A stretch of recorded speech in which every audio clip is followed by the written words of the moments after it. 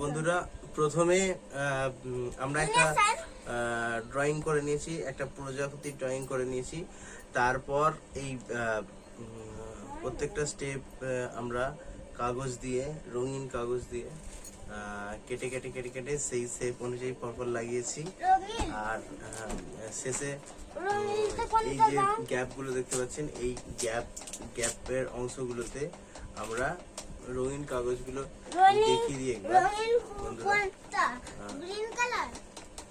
রঙিন কাগজ। এগুলো মার্বেল কাগজ বলে। এই মার্বেল কাগজ বিভিন্ন রঙের লাল, গ্রিন, স্কাই ব্লু, যে কালারের পছন্দ সেই কালারের পরপর শেপ ওয়াইজ কেটে নিয়ে সেগুলোতে আমরা বসিয়ে দেবো। তারপর যে অংশগুলো আমাদের ফাঁকা রয়েছে সেই অংশগুলো আমরা পরপর আঠা লাগিয়ে আমরা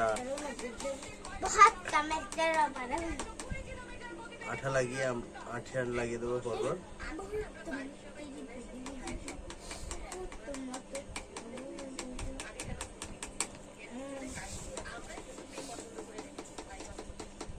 ফাঁকা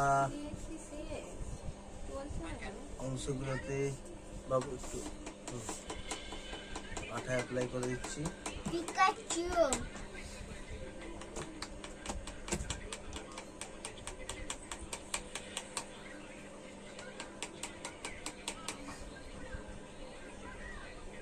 সাবধানতার সঙ্গে আমরা আঠাটা অ্যাপ্লাই করবো যাতে করে না চারিদিকে ছড়িয়ে পড়ে। তো আমরা একটা তুলি ব্যবহার করছি এর জন্যে। তুলি দিয়ে করলে কি হয়, পুরো পরিষ্কারভাবে খুব সুন্দর ওই জায়গাগুলোতে আমাদের আঠা যাবে। ব্লু আর গ্রিন একইভাবে দিয়েছি। আর এই পোর্শনগুলোতে আমরা এক ড্রপ করে আঠা, আমরা এই আঠা যে ব্যবহার করেছিলাম এই আঠা ড্রপ দিয়েছি এবং দেওয়ার পর পুরো তার চারপাশে গ্লিটার আমরা পুরোটাই ছড়িয়ে দিয়েছিলাম।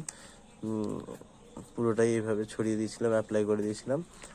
তো অ্যাপ্লাই করে দেওয়ার পর যে অংশগুলোতে আমাদের আঠা ছিল সেই অংশগুলোতে আমাদের আঠার জন্যে চিপকে গেছে। এবং বাকি এইভাবে কলার শেখার জন্য আমাকে ফলো করুন এবং